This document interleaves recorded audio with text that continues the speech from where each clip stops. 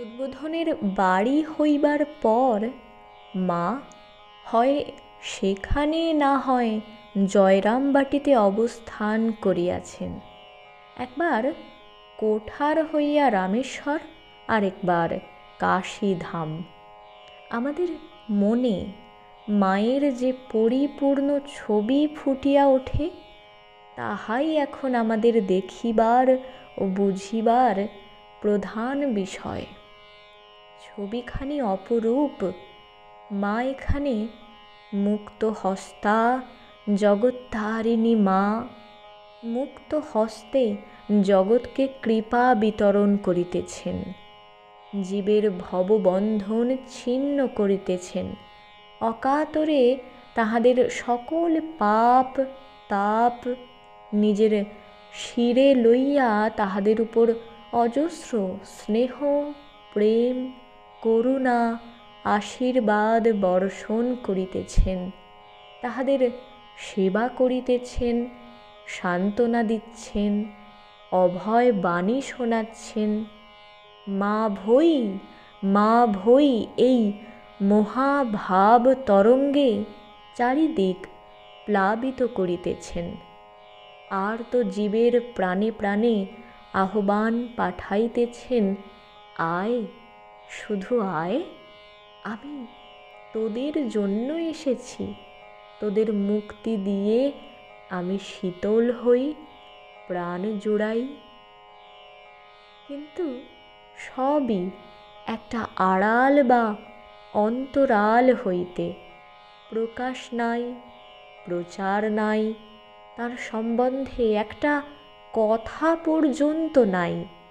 চারিদিক যেন নীরব নিথর। কিন্তু তিনি আছেন উদ্গ্রীব বক্ষে, বুকের অনন্ত স্নেহ নিয়ে দুহাত বাড়িয়ে। কাউকে তিনি ডাকেন নাই, কিন্তু সকলের জন্যই তিনি ছিলেন রুদ্ধ অপেক্ষায়। আসুক, তারা আসুক, কেউ ফিরে যাবে না। কত পাপ তারা করেছে, যার জন্য তারা আমার দয়া পাবে না।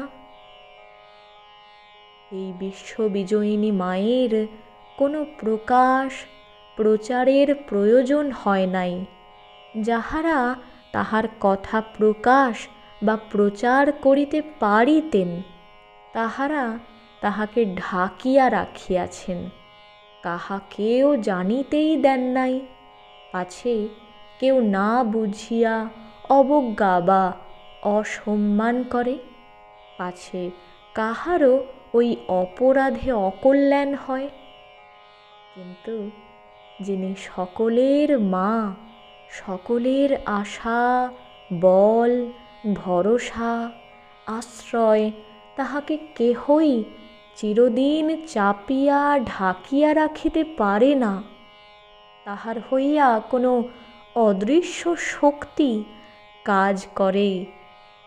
কিন্তু দেখিয়াছি মায়ের কথা যাহারা কখনোই কিছুই জানে না, এমনকি তাহার নামটি পর্যন্ত শোনেনি এবং তাহার অস্তিত্বের কোনো খবরই রাখেননি, তাহারাও একটু আভাস, একটু ইঙ্গিত, একটু সংবাদ বা মুখের কথা পাইয়াই দূর দূরান্ত হইতে তাহার কাছে ছুটিয়া আসিয়াছে এবং তাহার কৃপা করুণা লাভে ধন্য হইয়া হৃষ্টচিত্তে বাড়ি ফিরিয়াছে।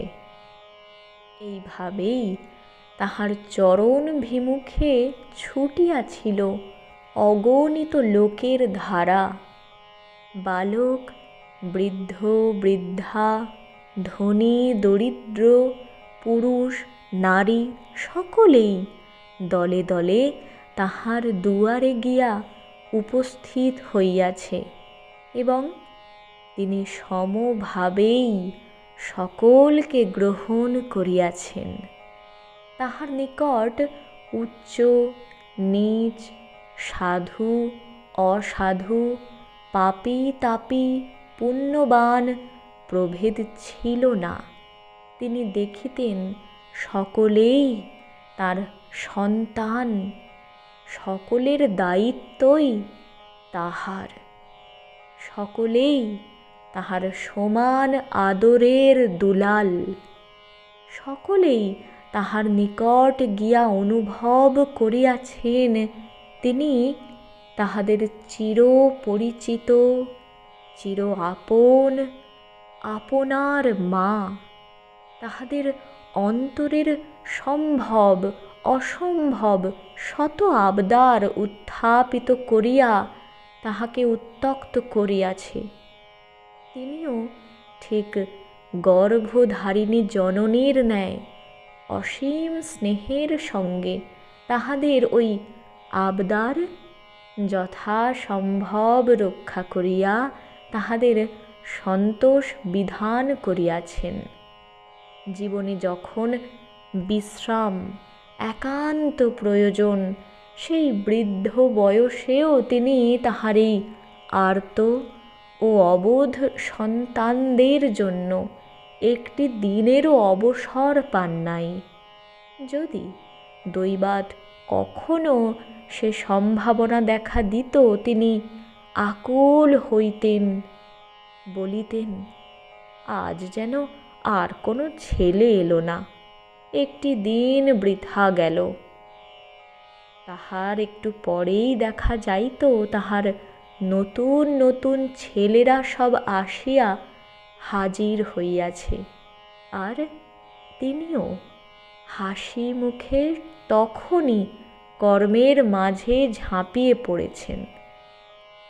তথ্যসূত্র শ্রী শ্রী মা সারদামণি দেবী, মানদাশঙ্কর দাশগুপ্তের। এ তথ্য পেলাম শ্রীমতী সঞ্চিতা মুখোপাধ্যায়ের কাছ থেকে।